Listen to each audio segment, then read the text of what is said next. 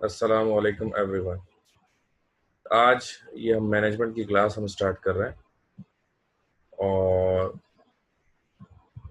Last class में हमने एक सवाल शुरू किया था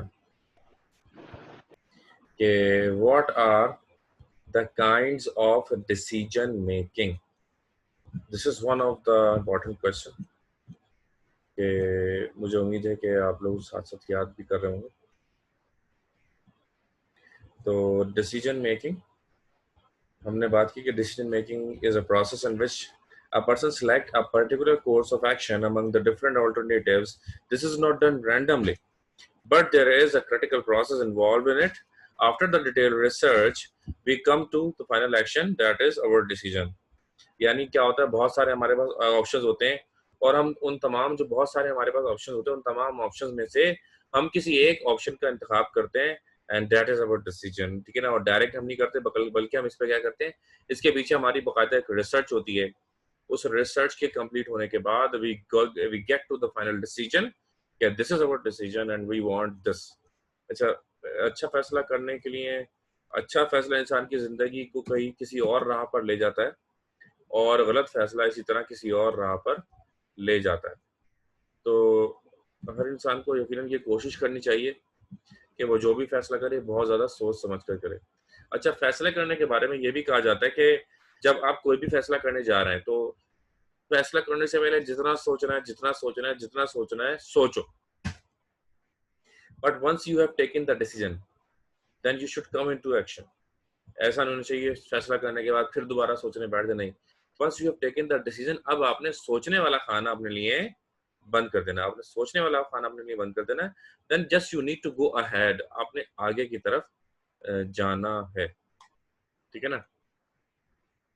सो this is basically an American based. अच्छा, काइंड्स ऑफ डिसीजन मेकिंग मैंने आपको बताया था दो होते हैं, ये भी हमारी लास्ट क्लास में बात हो गई। एक होता है नॉमिनल ग्रुप टेक्निक और दूसरा होता है डेल्फी टेक्निक। एक होता है नॉमिनल ग्रुप टेक्निक, दूसरा होता है डेल्फी टेक्निक। तो इस वक्त जो है मैं आपको भी पढ़ाऊंगा मजीद आगे, लेकिन यहाँ पर मैं एक बात आपको बताना चाहूँगा कि अनकरीब हम एक ऐसा टू वे सेशन रखेंगे जूम पर कि आपको एक्सप्लेन करने होंगे कुछ सवाल। ठीक है ना। जैसा कि मैंने आपको प्रॉब्लम एनालिसिस पढ़ाया, गाइडलाइंस ऑफ डिसीजन मेकिंग पढ़ाया, काइंड्स ऑफ डिसीजन मेकिंग पढ़ाया। तो I will take just one to one interview. आप आएंगे और मैं आपसे सवालात करूंगा, आप बेटा ये बताइए, ये बताइए, ये बताइए, और आपने उर्दू में या इंग्लिश में जैसे आपको सूटेबल हो, जैसा आपको समझ में अच्छा लगे वैसे आपने, लेकिन आपने जवाब देने होंगे। इसकी आप तैयारी करें इंशाल्लाह। अगले हफ्ते से पहले पहले हम ऐसा कुछ करने जा रहे हैं, यानी मैनेजमेंट की अगली क्लास नहीं होगी, पहले ऐसा कुछ होगा कि टू वे प्रोसेस हम रखेंगे। मैं आपसे सवालात करूंगा, इसका जवाब दें, इसका जवाब दें, इसका जवाब दें, and in return you will answer. थोड़ा सा मजा भी आएगा, थोड़ा सा आपका कॉन्सेप्ट क्लियर होगा। टू वे जो सेशन होता है ना उसके अंदर थोड़ा इंटरेक्शन होता है तो मजा ज्यादा आता है। ठीक है ना। तो करते हैं ऐसा। ओके। इसी तरह बिजनेस लॉ का भी हम रख रहे हैं। बिजनेस लॉ की जो हम रखेंगे वो मैंने ये सोचा है कि बाकी और भी मैं बच्चों को ऑन बोर्ड लूंगा। I will try to gather at least 100 students of business law. 100 के करीब कोशिश तो करूंगा, बाकी अल्लाह मालिक के जितने आ जाए। ठीक है ना। तो बिजनेस लॉ में मैं बता देता हूँ आपको कि, बल्कि मैं आपको आपके ग्रुप्स में वैसे डिटेल मैसेज कर दूंगा ना ये, उसके ये सवाल होंगे ताकि मज़ा भी आएगा इंशाल्लाह। ओके। अच्छा, स्टेप्स ऑफ डिसीजन मेकिंग बताया था, ये प्रोसेस ये होता है, ये सारे स्टेप्स आप लोग देखिएगा, ये सवाल ज़रूर होगा जब मैनेजमेंट की बात होगी। आज हम बात करने वाले हैं डेल्फी टेक्निक की। Now the next heading is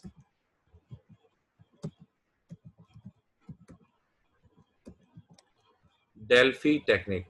heading डाल दीजिए, डेल्फी टेक्निक की हेडिंग डाल दें।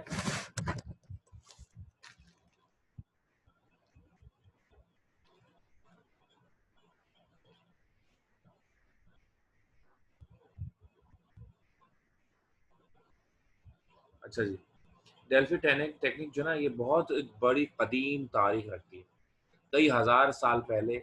मैं आपको अब माजी में लेकर जाने वाला हूँ, ठीक है ना। तो बड़ी बड़ी अजीब दास्तान गुजरी है माजी की, उनमें से एक दास्तान मैं आपको सुनाने जा रहा हूँ। वो दास्तान है फिलाडेल्फिया की। शायद आपने फिलाडेल्फिया का लफ्ज जरूर सुना होगा कि फिलाडेल्फिया नामी जो है वो एक जगह थी, और ग्रीस के अंदर, यूनान। अच्छा, यूनान के हवाले से ना बहुत सारी पहले ही जो है ना चीजें बहुत मशहूर है। यूनान के बारे में ये कहा जाता है कि यूनान जो जगह थी, वहाँ के लोग इतनी ज्यादा तरक्की कर चुके थे कि आज भी दुनिया इतनी तरक्की नहीं कर पाई है, ठीक है ना। यानी कि मौत के अलावा यूनान के जो लोग थे उनके पास हर बीमारी का हल था। यही वजह है, उसी तारीख को रेफरेंस बनाकर जगह जगह दीवारों पर लिखा होता है यूनानी दवाखाना। आप लोगों ने जरूर देखा होगा, पता नहीं कहाँ कहाँ लिखा होता है, बाबा बंगाली के नीचे यूनानी दवाखाना भी लिखा हुआ होता है। खैर अब तो खैर वो नहीं है, क्योंकि वो शायद वो रेत का तूफान या कुछ ऐसा आया था, वो सब यूनानियों को तबाह कर दिया गया था। उस जमाने में जितने लोग इतने ज्यादा जो थे वो तरक्की याफ्ता थे। उनके बारे में ये भी कहा जाता है कि वो इतनी तेजी से सफर करना शुरू कर दिया था उन्होंने कि वो रोशनी की रफ्तार से सफर करते थे, ठीक है ना। बाकी आप लोग पढ़िएगा गूगल पे, थोड़ा बहुत मैंने आपको बता दिया। ऐसी ऐसी पढ़नी है। उर्तुगल आजकल बड़ा ड्रामा लोग देख रहे हैं, ये भी एक बहरहाल एक तारीख रखता है, और इसका बाकायदा मज़ार है तुर्की के अंदर। एक बड़ी इसकी भी तारीख है। पता नहीं आप लोग देख रहे हैं देख रहे, वो ड्रामा आजकल जो चल रहा है, उर्तुगल गाजी पड़ा उसका नाम चल रहा है। खैर, तो बात क्या है, वापस जाते हैं, come to the point, Delphi technique के ऊपर। डेल्फी टेक्निक क्या है? डेल्फी टेक्निक का ताल्लुक मैंने आपको बताया एक तारीखी है, और इसका ताल्लुक एक शहर, एक खास शहर से है, जिस शहर का नाम है फिलाडेल्फिया। अब यहाँ हुआ क्या? बेसिकली यहाँ पर होते थे प्राइस्ट एंड प्राइस्टेस। प्राइस्ट एंड प्राइस्टेस जो है वो पंडित को भी कहते हैं, पादरी को भी कहते हैं क्रिश्चियंस के। तो वहाँ जो मतलब वो आलिम थे, उनके होते थे प्राइस्ट एंड प्राइस्टेस, यानी कि मर्द प्राइस्ट और औरत जो थी उसकी वो प्राइस्टेस कहलाती थी, ठीक है ना। क्योंकि सारी जो है वो मसाइल मर्दों को नहीं बताए जाते, कुछ सिर्फ खवातीन के साथ ही शेयर करती हैं। तो इसलिए जैसे आज भी आलिमा वगैरह होती हैं, मौलवियों की बेगमात होती हैं, कुछ उनसे भी आकर अपने मसाइल का इजहार जो है खवातीन आज भी हमारे करती हैं मस्जिदों के अंदर। तो बहरहाल, तो डेल्फी टेक्निक में बता रहा था आपको कि तो होता क्या था कि वो प्राइस एंड प्राइस्टेस थे। उस जमाने में किसी किस्म का भी कोई फैसला जब करना होता था, यानी कि उस जमाने में किसी किस्म का जब भी कोई फैसला करना होता था, तो लोग उस प्रॉब्लम को अपनी बयान करते थे प्राइस्ट के सामने, प्राइस्ट या प्राइस्टेस के सामने उस मसले को बयान करते थे। जब उस मसले को प्राइस्ट या प्राइस्टेस के सामने बयान कर दिया जाता था, तो वो क्या करते थे, वो वो प्रॉब्लम को अपने पास लिख लिया करते थे, और उनको टाइम देते थे, 1 दिन का, 2 दिन का, 3 दिन का, 1 हफ्ते का, कि भाई ये प्रॉब्लम आपकी हमने लिख ली है, आप जाएं और फला टाइम पर आप आइएगा, तो फिर हम आपको इसका हल बताएंगे, पूछकर बताएंगे। हम आपको किससे पूछकर बताएंगे? वो किसी आसमानी ताकत से अपना राब्ता जो है मुंसलिक करते थे, और फिर उनसे पूछते थे, ठीक है ना। फिर क्या होता था कि ये सारी प्रॉब्लम, लोग आ रहे हैं, जौक दर जौक लोग आ रहे हैं, जिस तरह आजकल बाबा के आस्थानों पर नहीं आते लोग, जौक दर जौक लोग आ रहे हैं, अपने मसले लिख के जा रहे हैं, लिख के जा रहे हैं, लिख के जा रहे हैं, लोग जा रहे हैं वापसी, इस तरह सिलसिला लगा हुआ है। अब वो वक्त खत्म होता था, एक खास कमरा बना हुआ था, एक खास कमरा बना हुआ था, फिर ये लोग उस कमरे में जाते थे, प्राइस्ट एंड प्राइस्टेस। उस कमरे में जाकर वो कुछ मंत्र जंतर अपना पढ़ना शुरू करते थे। जब वो मंत्र मंत्र पढ़ते थे, तो फिर आसमान से कोई जो है ताकत, यानी कि रूहानी कोई हस्ती है जो है उस कमरे में आ जाती थी, और फिर वो एक एक करके जो मसला था वो पढ़ के सुनाते थे कि भाई ये मसला है, आप इसका हल बताइए। फिर वो उसका हल बताते थे, दूसरा मसला बयान किया, उसका हल बताया, तीसरा मसला बयान किया, उसका हल बताया, ठीक है ना। फिर ये सारे ये this is the class of management, and we are on Delphi technique. We are right now discussing the kinds of decision making, and in this we are discussing Delphi technique. Nominal group technique हमने last class में discuss किया था, इस वक्त हम Delphi technique discuss कर रहे हैं, ठीक है। नए आने वाले को ये मैंने बोला बता दूं। अच्छा, तो हम कहाँ थे? प्राइस एंड प्राइस्टेस ने वो मसला एक आसमानी ताकत के सामने रखा, उन्होंने उसका हल बताया, उन्होंने उसको लिखा।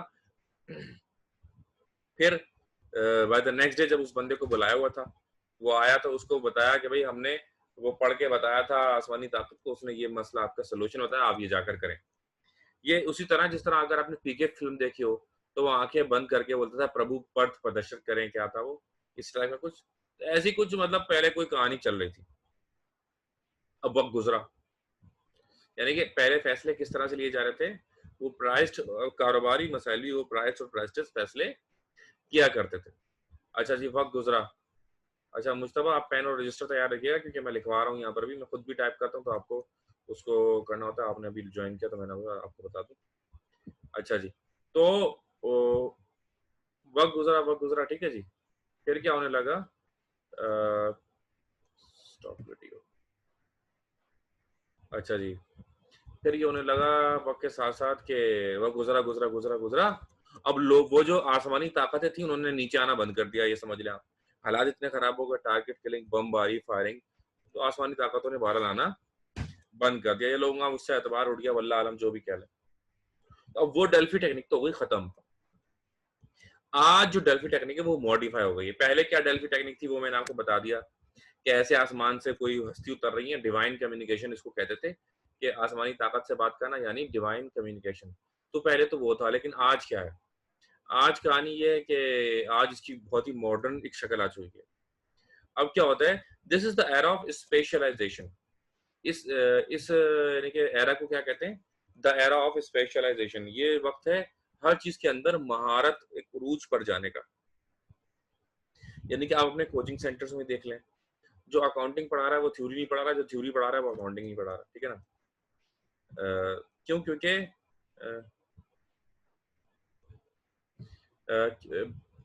ये तारीख में लिखा हुआ है कि ऐसा होता था। निम्रा ने एक सवाल के उसका जवाब दे रहा हूँ कि this is written in books, के ऐसा होता था पहले, ठीक है ना। अब अल्लाह बेहतर जानता है, although I don't believe on such things, but Allah बेहतर जानता है, ठीक है ना।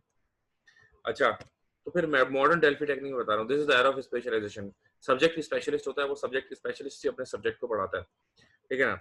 अब मैं आपको पढ़ा रहा हूँ मैनेजमेंट, मैं गुलशन में पढ़ा रहा हूँ, जौहर में पढ़ा रहा हूँ, नॉर्थ कराची में, वाटर पम्प में, जगह जगह, नाजमाबाद में, management management management, law, economic development, जो भी मेरे सब्जेक्ट्स हैं, मैं एक ही सिलेक्टेड, मैंने कुछ सब्जेक्ट है मेरे पास चंद, और वही मैं दमादम रिपीट करे जा रहा हूँ चारों तरफ जा जाके, फिर कुछ नया भी पढ़ता हूँ उसके बारे में। तो इस तरह क्या होता है, हमारा एक ही मैंने फोकस किया हुआ एक ही चीज पर, तो उससे क्या होता है, क्वालिटी इंप्रूव हो जाती है। मतलब जो आपके अकाउंटिंग के टीचर्स हैं, जो भी आपको अकाउंटिंग पढ़ा रहे हैं, तो उसमें भी क्या होता है कि वो एक ही जगह पर जो है वो पढ़ा रहे होते हैं, एक ही सब्जेक्ट पढ़ा रहे होते हैं, उस पर फोकस रखते हैं, जगह जगह जाकर वही सब्जेक्ट पढ़ाते हैं, ठीक है ना। सर शाह हैं या सर इमरान हैं, या सर समीर हैं, जिनसे भी आप पढ़ रहे हैं। अच्छा, ओके, तो टेक्निक, डेल्फी टेक्निक की हम बात शुरू करते हैं।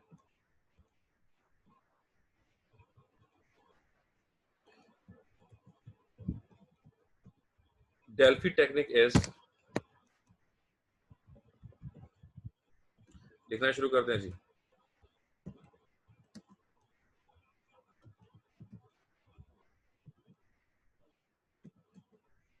Delphi technique of decision making is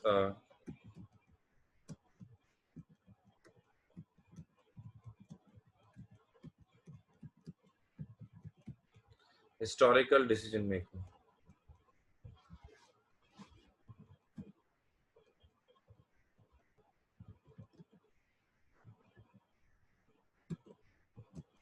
There was a city in Greece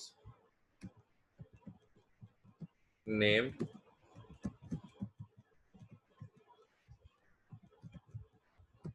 Philadelphia.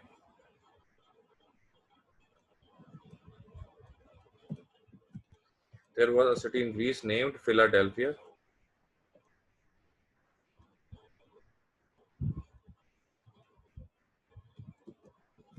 In this city,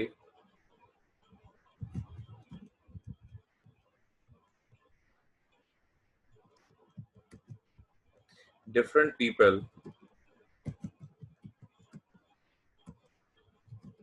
of society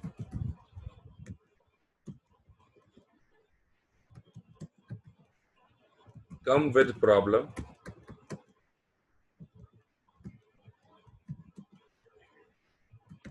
for the solution to the priced and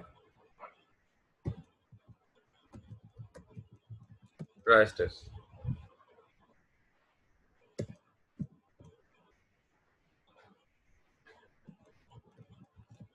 These scholars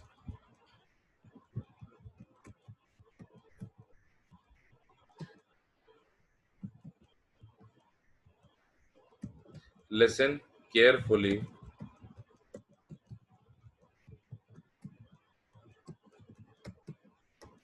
the problems and then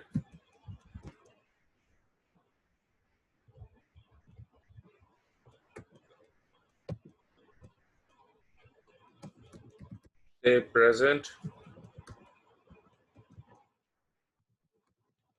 these problems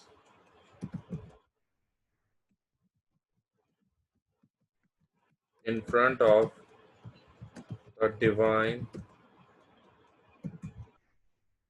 powers.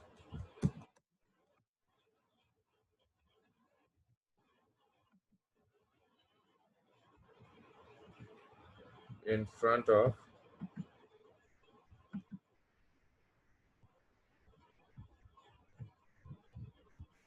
divine powers.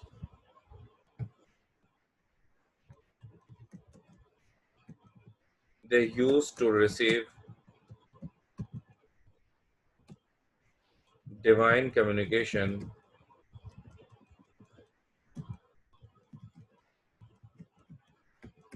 through which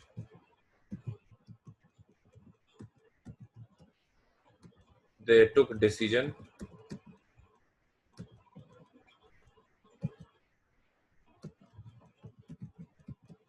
and solved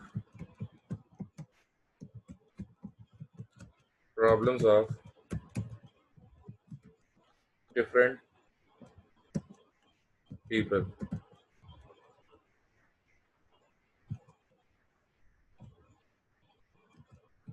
But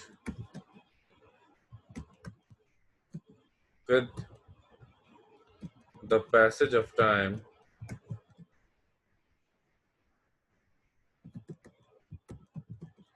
this system is now non-existent.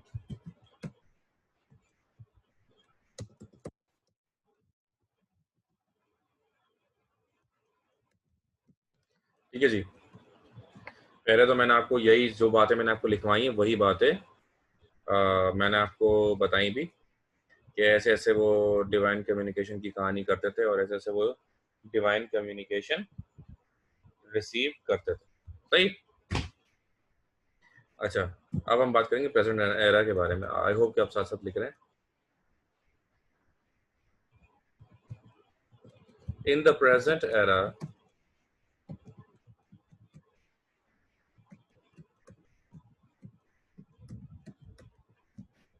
The Delphi technique has totally been changed.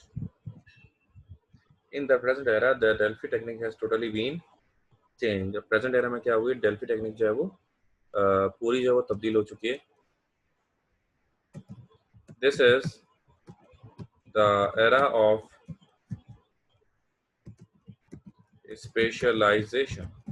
और ये era क्या है? This is the era of specialization, कि महारत का era है और हर जगह पर मैंने 14 principles of Henry Fayol आपको पढ़ाए थे, जिसके अंदर मैंने आपको बताया था कि आज हम क्या देखते हैं। आज हम जो है वो स्पेशलाइजेशन की तरफ देखते हैं और हेनरी फ्यूल ने इसका कॉन्सेप्ट किया था और आज दुनिया स्पेशलाइजेशन के पीछे भाग रही है। So this is the era of specialisation.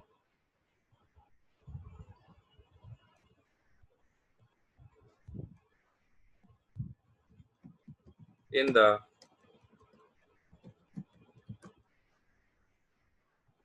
present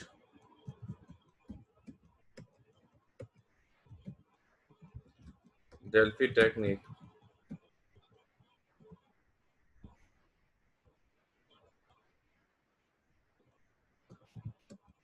the solution of problems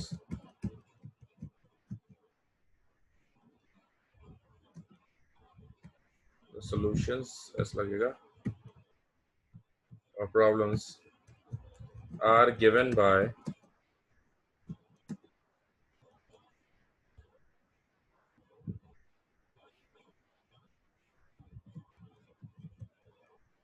specialized people in the relevant field. Specialized people in the relevant field. ठीक है?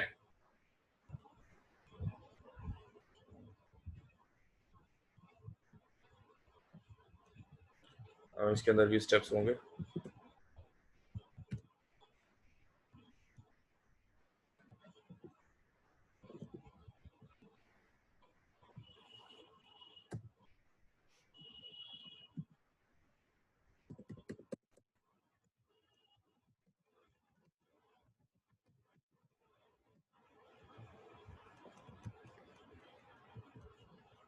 Steps of decision making through Delphi technique.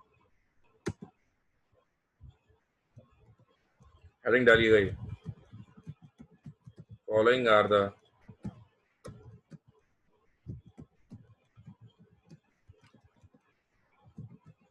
different steps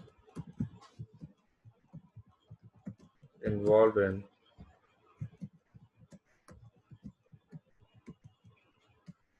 Delphi technique.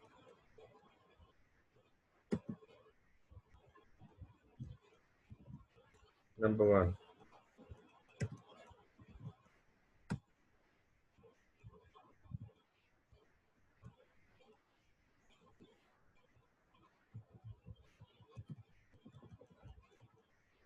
Arrangement of meeting within the organization. Arrangement of meeting within the organization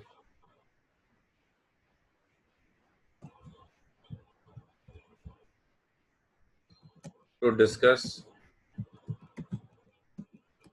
the problem in top management. सबसे पहले क्या होता है इसका Delphi technique जो present जो तरीका है मैं बता रहा हूँ आपको स्लोली सबसे पहला स्टेप उसका ये है कि जितने भी लोग होते हैं वो सबसे पहले आपस के अंदर बातें करते हैं और डिस्कस करते हैं कि भाई प्रॉब्लम है क्या. Top management basically top management आपस में डिस्कस करती है कि what are the problems we are facing and what the solutions we have and how to resolve these issues. ठीक है ना. स्टेप नंबर 2 में वो क्या करते हैं. स्टेप नंबर 2 में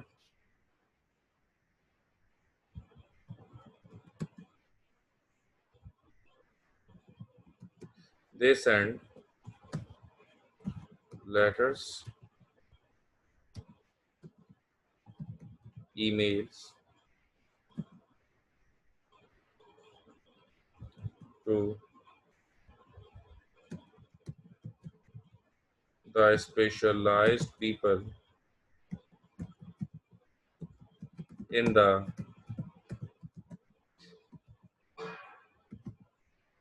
they send letters, emails to specialized people in the relevant field and ask them to resolve the issues and provide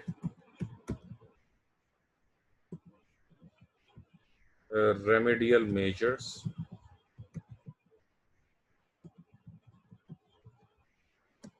of the current problem.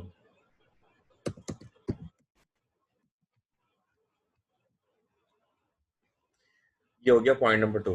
पहले पॉइंट में टॉप मैनेजमेंट बैठी, उन सब ने आपस में बात की, उन्होंने ये फैसला किया कि भाई ये प्रॉब्लम है, इस प्रॉब्लम को सॉल्व होना चाहिए. उन्होंने आपस में डिस्कस किया भाई कैसे सॉल्व करें. उन्होंने फिर फैसला किया, उन्होंने लेटर्स लिखे और स्पेशल यानी कि जो प्रॉब्लम आ रही है उसी से रिलेटेड जो स्पेशलाइज्ड फील्ड्स के लोग हैं उनको लेटर्स लिखे गए। ठीक है जी। Number 3, the letter is not written to only one person or office, but it is written to at least 5 or as many as possible.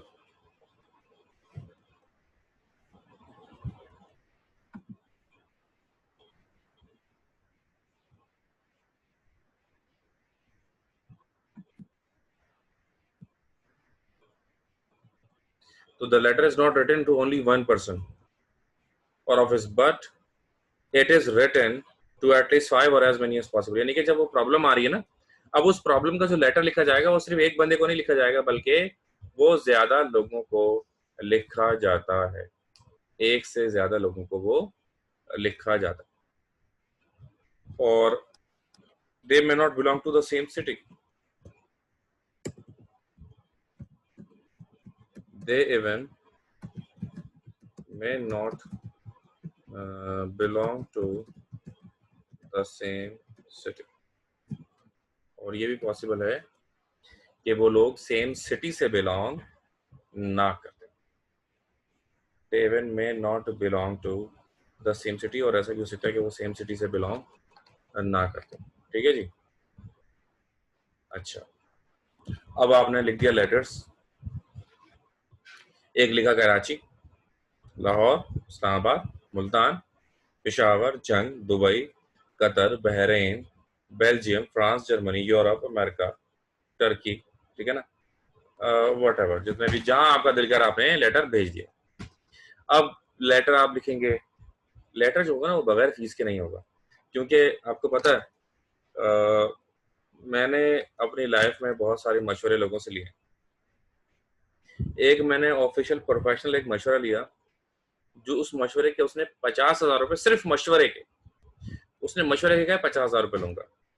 बार मैंने उसको मना कर दिया, नहीं 50,000 नहीं दूंगा। तो कुल मिलाकर 25,000 रुपए में हमारी बात हुई, और 25,000 रुपए का चेक मैंने उसको दिया एक मशवरे पर।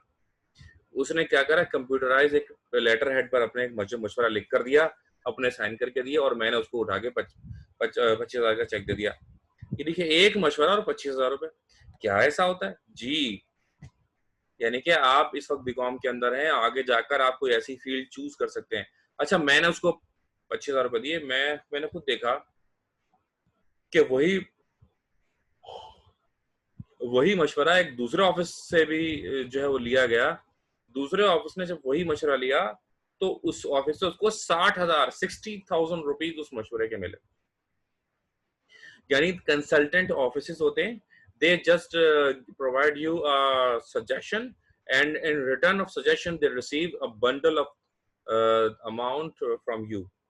तो ये भी बड़ा अच्छा काम है। और एक मैंने बंदे को देखा, वो ना वहाँ रह रहा है, बाथ आइलैंड, क्लिफ्टन के साइड पे बाथ आइलैंड पे रह रहा है। उसके बहुत सारे क्लिफ्टन में अपार्टमेंट्स हैं, और पेट्रोल पंप भी खरीद लिया उसने। तो उसका जो बेसिकली काम है वो कंसल्टेंसी का काम है। और एक एक दिन में 2-2, 2.5, 3-3 लाख रुपए उसके अकाउंट में आ रहे हैं, और वो क्लिफ्टन जैसी जगहों पर घर भी बना रहा है, और पेट्रोल पंप जैसी चीजें वो खरीद रहा है। तो मतलब तो मैं बड़ा इंप्रेस हुआ उससे। और उसने किया हुआ क्या है, उसने सिंपल एक तो एमबीए किया हुआ है, ठीक है ना, और उसने कोई एसीसी वगैरह कुछ किया हुआ। तो बताने का मकसद क्या है? बताने का मकसद ये है कि देखें, आप भी काफी कुछ आपके लिए इंशाल्लाह आगे आप पढ़ेंगे तो बहुत सारी चीजें आपने सोचकर इंशाल्लाह आपने आगे फैसले करें। ठीक है, they even may not belong to the same city. ठीक है, after receiving letters they will start working on it. After receiving letters they will start working on it, comma, it may include it, comma, may include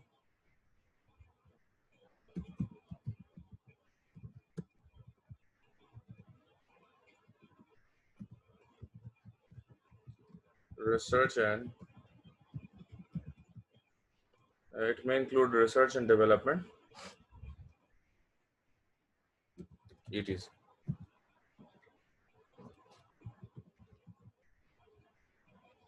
After few weeks, they will return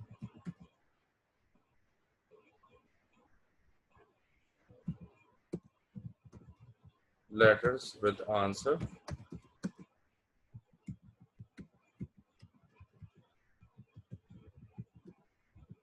and their suggestions.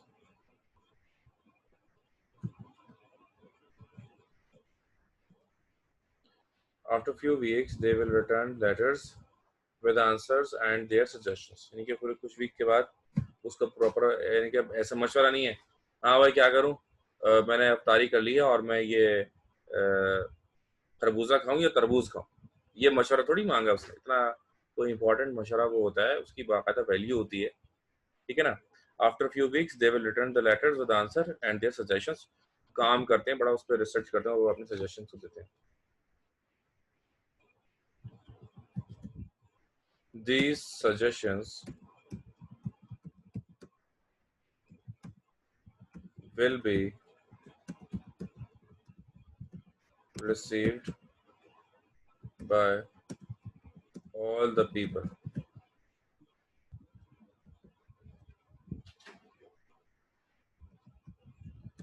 The decision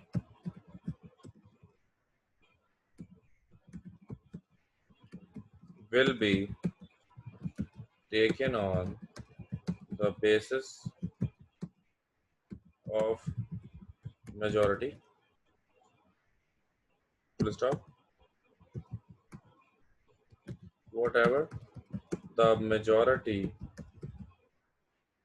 of specialized persons will suggest, comma, will be taken. यानी कि जो majority of जो है हमारे specialised person, जो majority कहेगी उसको मान लिया जाएगा। ठीक है जी, तो यहाँ पर ये सवाल हो गया कंप्लीट। अपना बहुत ख्याल रखिएगा और ये ज़रूर याद कर लीजिएगा, ठीक है।